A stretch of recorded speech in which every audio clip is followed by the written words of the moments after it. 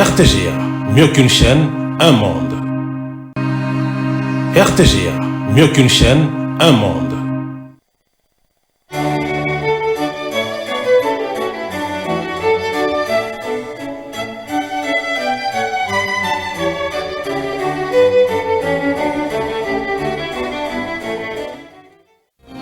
Ce journal vous est offert par Tango Protection.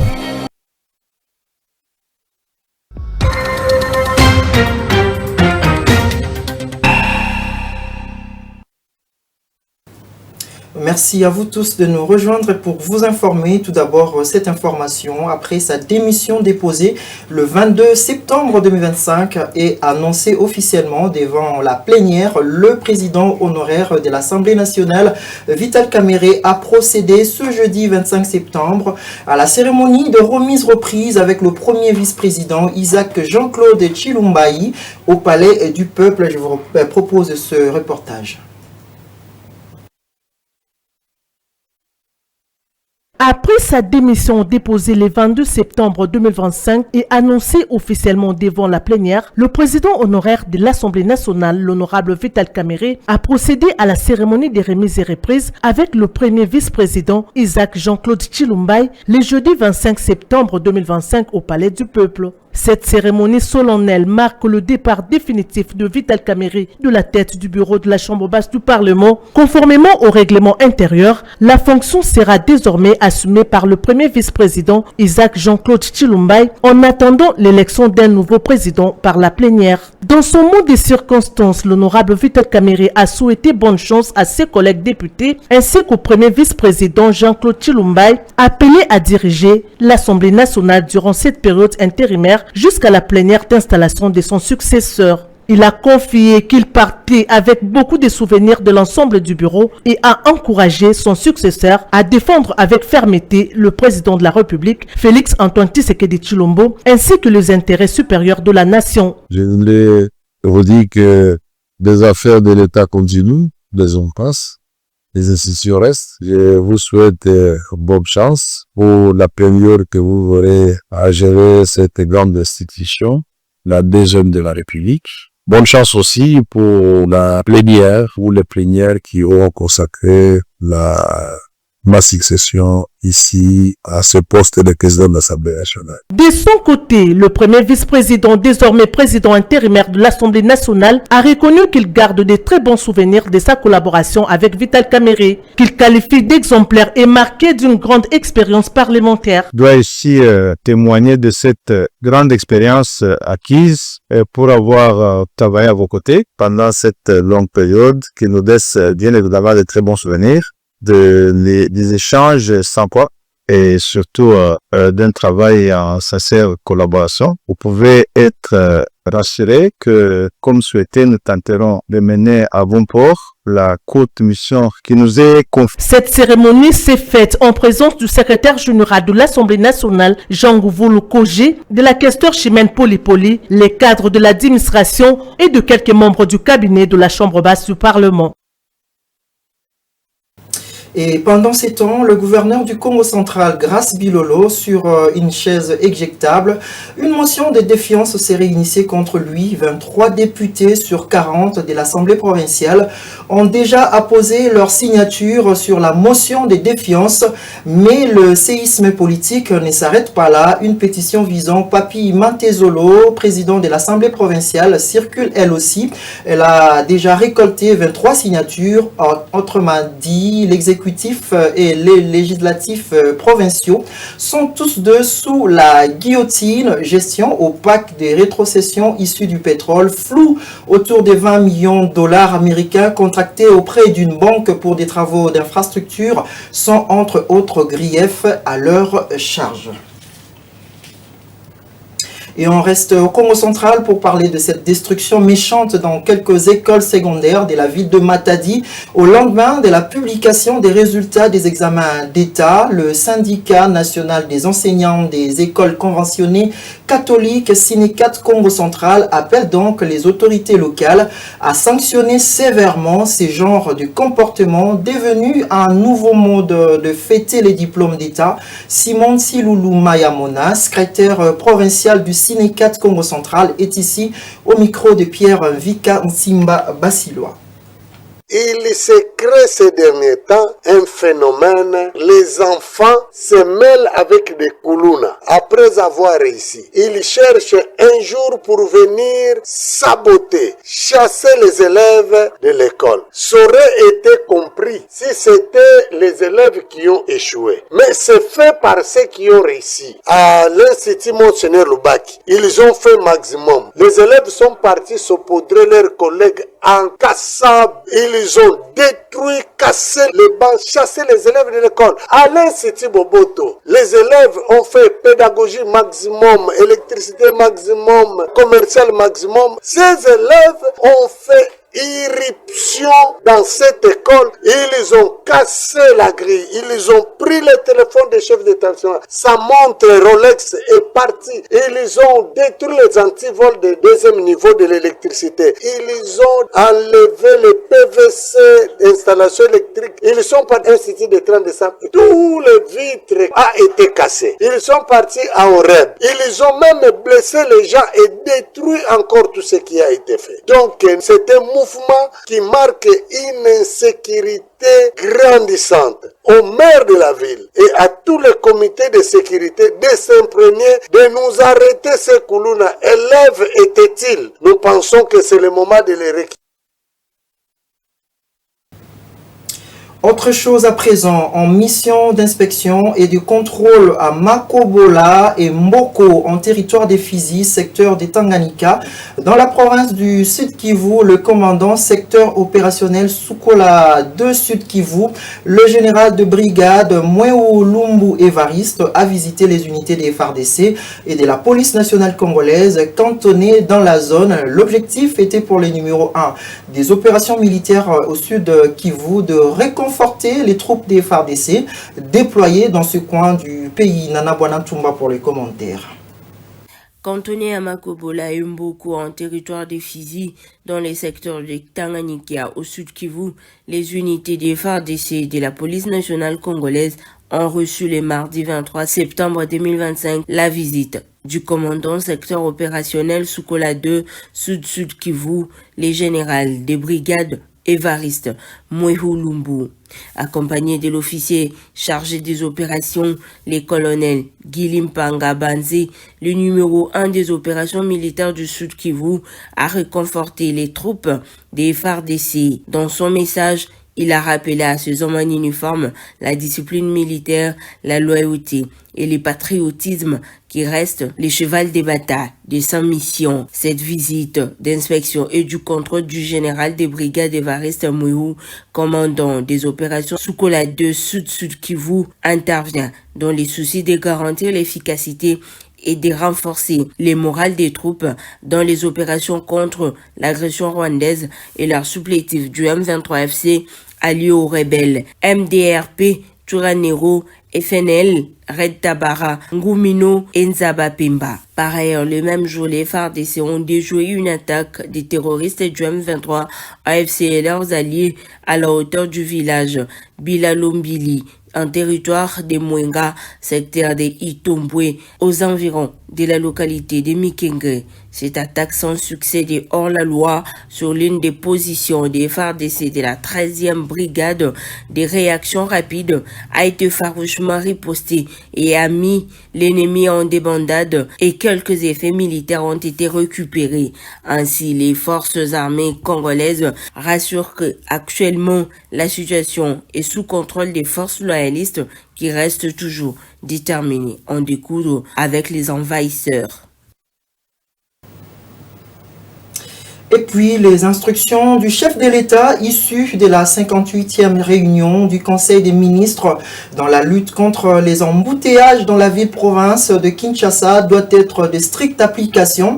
Le vice-premier ministre, ministre de l'Intérieur, Sécurité, Décentralisation et Affaires coutumières, Jacquemin Chabani-Louko, qui tient à l'exécution des directives du président de la République, a réuni les responsables de la police, celle de la police de circulation routière et de l'inspection générale de la police en donnant des injonctions visant à assurer la régulation du trafic à Kinshasa. Il a été décidé de l'octroi des engins roulants et du déploiement effectif des unités mixtes PCR et FARDC dès lundi 29 septembre 2025 pour parvenir à la fluidité du trafic dans la capitale congolaise. Suzy Kibira-Omari pour le point. Les responsables de la police nationale congolaise, notamment de la police de circulation routière et l'inspection générale de la PNC, IG, PNC en sigle, autour du vice-premier ministre, ministre de l'Intérieur Sécurité, Décentralisation et Affaires coutumières, Jacquemain Chabani Louko, mobilisé pour intensifier la lutte contre les embouteillages dans la capitale congolaise. Une rencontre qui s'inscrit dans le cadre des recommandations du chef de l'État issues de la 58e réunion du Conseil des ministres relative à la problématique des bouchons dans la ville de Kinshasa. Au cours de cette rencontre, le patron de la territoriale a instruit le renforcement des effectifs de la PCR appuyé par les éléments de la 14e région militaire des FARDC afin d'assurer une meilleure régulation du trafic routier à Kinshasa. Il a également instruit l'inspection générale de la PNC de veiller à la lutte efficace contre les comportements inciviques de certains agents de l'ordre. À cet effet, une parade est organisée dans la ville-province en vue du déploiement effectif des unités mixtes PCR et FARDC dès le lundi 29 septembre 2025. Nous avons été invités par Son Excellence Monsieur le ministre de l'Intérieur au sujet diplomatique lié aux embouteillages dans la ville de Kinshasa. Et nous venons de voir les instructions fermes de sa part pour que nous puissions mettre en pratique et que nous puissions juguler, si pas à 100%, mais des pourcentages considérables des embouteillages de la ville de Kinshasa. Il y a eu des instructions, pas des conclusions, que nous allons mettre en application dès ce lundi par les effectifs de la police de sécurité routière, appuyés par les éléments des 14 militaires du bataillon PEM pour nous accompagner à cette tâche-là. Par rapport aux instructions reçues, ce qui fait une particularité qui donne l'espoir. Le vice-premier ministre, Jacquemain Chabani Louko, a par ailleurs annoncé une nouvelle dotation en moyens logistiques et matériels au profit de la police nationale congolaise et plus particulièrement de la police de circulation routière. Ces équipements adaptés notamment aux interventions nocturnes visent à améliorer les conditions de travail des agents et à accroître leur efficacité sur le terrain.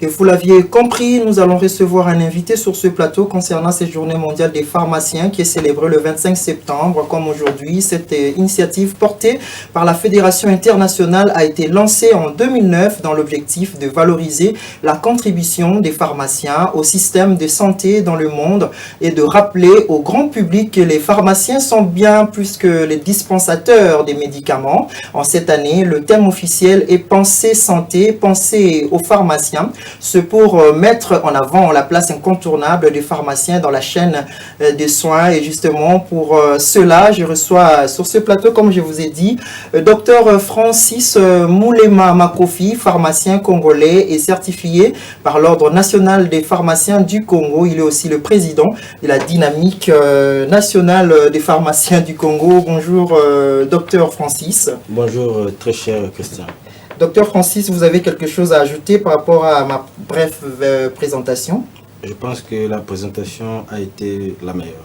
Alors aujourd'hui, c'est la journée mondiale des pharmaciens du monde. Mais concrètement, quel est le rôle du pharmacien dans la chaîne des soins ici en République démocratique du Congo? Merci beaucoup pour la question. Le pharmacien joue un rôle essentiel dans la chaîne d'approvisionnement des médicaments, en commençant par la conception. La conception du médicament. Là, nous ne parlons pas d'abord d'un produit fini ou d'un médicament prêt à avaler ou prêt à prendre. La conception, c'est le pharmacien qui conçoit la molécule. D'accord. Parce que chaque médicament, n'est-ce pas, contient une molécule. Après la conception, nous avons la fabrication des médicaments. Le pharmacien, c'est l'acteur principal. D'accord. Pour ne pas dire c'est le seul acteur qui est destiné pour la fabrication des médicaments. Après la fabrication, nous voyons l'analyse. D'accord. Les contrôles. C'est le pharmacien qui est habilité à faire ce travail. Après l'analyse, les contrôles, nous avons la dispensation des médicaments. Nous avons l'approvisionnement des médicaments. Ce que nous appelons la chaîne ou les circuits. Exactement. De la conception jusqu'au produit fini. Ce n'est pas fini. Par là, nous avons la présentation des médicaments. C'est que généralement, les gens appellent le marketing ou la promotion du médicament. Le pharmacien est habilité pour faire ces travaux-là. Parce que l'ordonnance loi numéro 18 du 30 mars 1991 stipule en son article 3 nul ne peut exercer la pharmacie s'il est inscrit au tableau de l'ordre des pharmaciens. Alors, docteur, au vu de tout ce rôle, quels seraient donc les plus grands défis auxquels les pharmaciens font face aujourd'hui, surtout dans les zones reculées? Les pharmaciens dans les zones reculées souffrent. D'accord.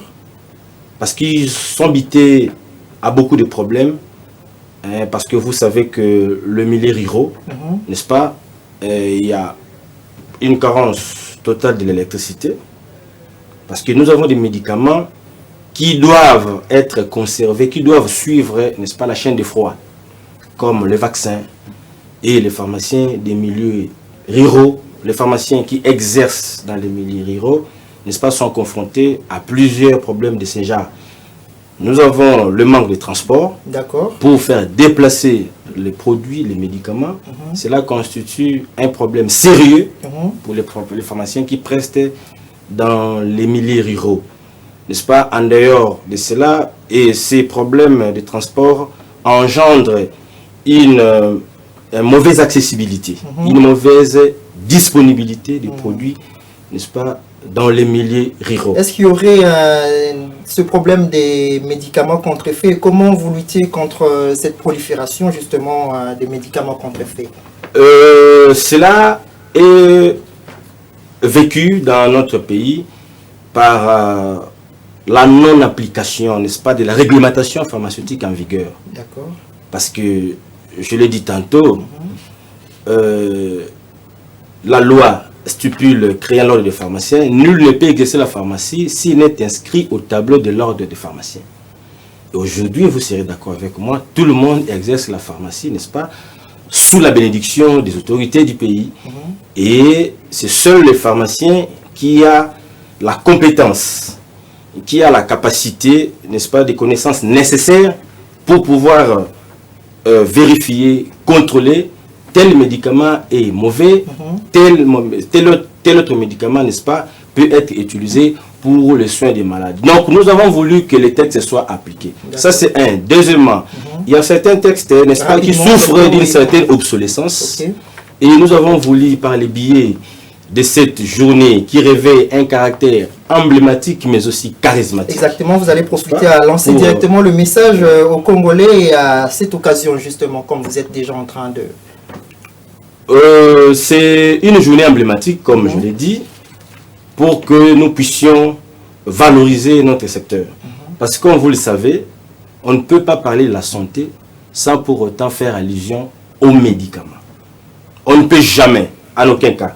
Parce que les médicaments constituent la racine pivotante, n'est-ce pas, dans les domaines de la santé. On ne peut pas parler de la protection de la santé, on ne peut pas non plus parler de la couverture santé universelle, c'est là comme cela a été prôné par les chefs de l'État, sans pour autant faire allusion aux médicaments. Et on ne peut pas non plus parler des médicaments sans pour autant faire allusion aux pharmaciens. Raison pour laquelle le thème de cette année, n'est-ce pas, pensée santé, pensée pharmacien. Merci beaucoup, Dr Francis Moulema, pour ce temps de partage. Ce fut un honneur de vous recevoir. Je rappelle que vous êtes pharmacien congolais certifié par l'Ordre national des pharmaciens du Congo et président de la dynamique des pharmaciens du Congo. Merci voilà, d'honorer cette invitation. C'est moi. Alors, on va poursuivre ce journal en restant toujours dans les chapitres santé où près de 45 000 doses du vaccin contre Ebola sont en route vers la province du Kasaï alors que l'UNICEF intensifie ses efforts aux côtés du gouvernement et des partenaires pour protéger les enfants et les familles contre la dernière épidémie en République démocratique du Congo. C'est ce que renseigne le communiqué UNICEF. Depuis que l'épidémie a été déclarée le 5 septembre, 47 cas suspects et confirmés justement ont été signalés, donc 14 chez des enfants.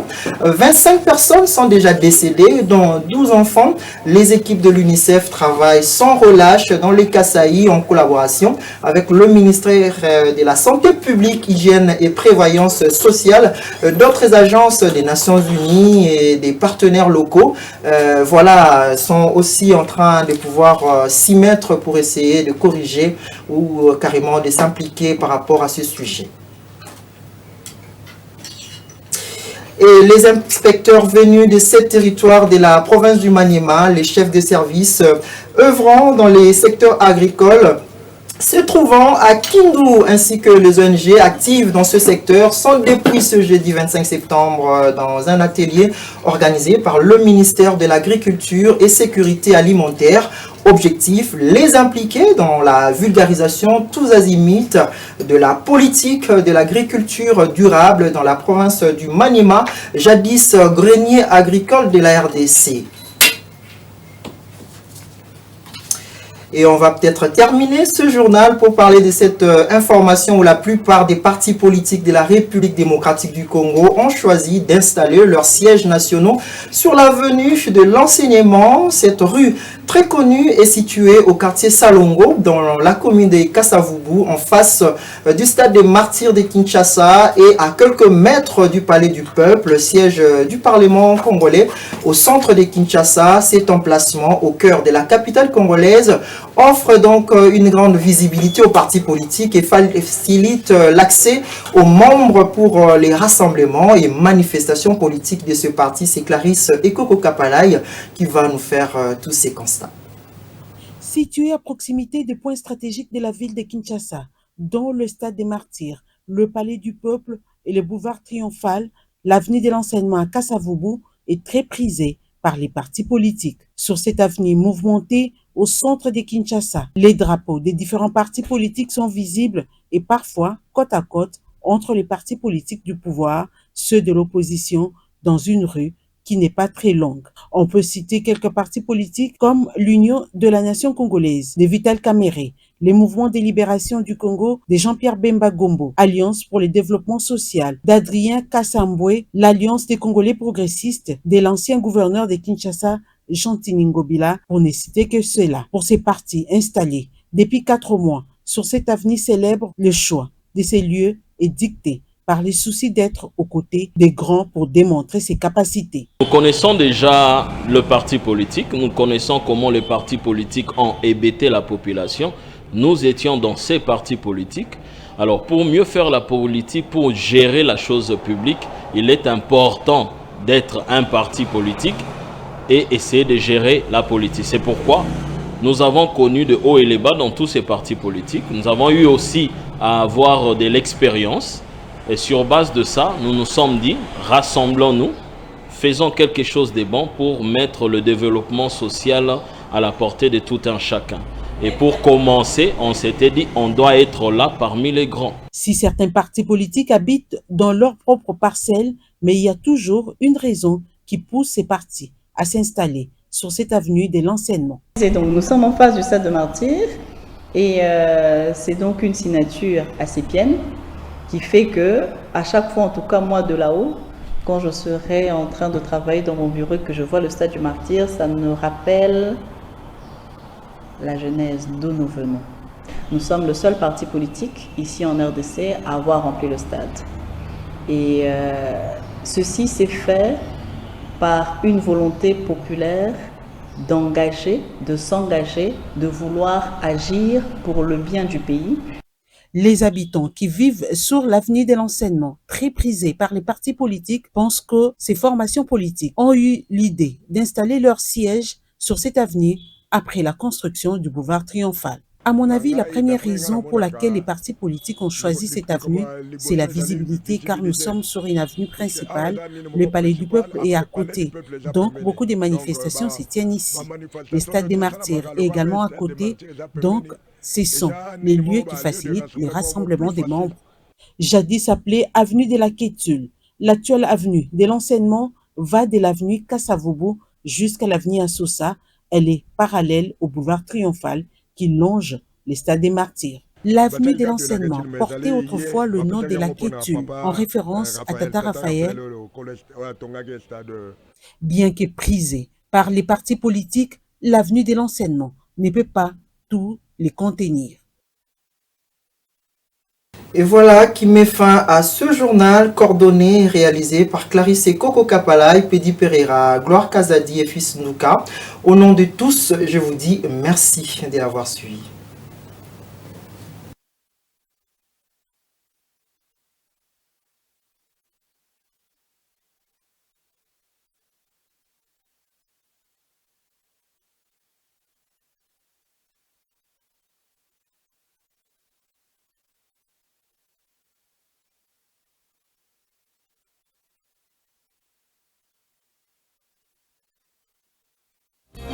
Ce journal vous a été offert par Tango Protection.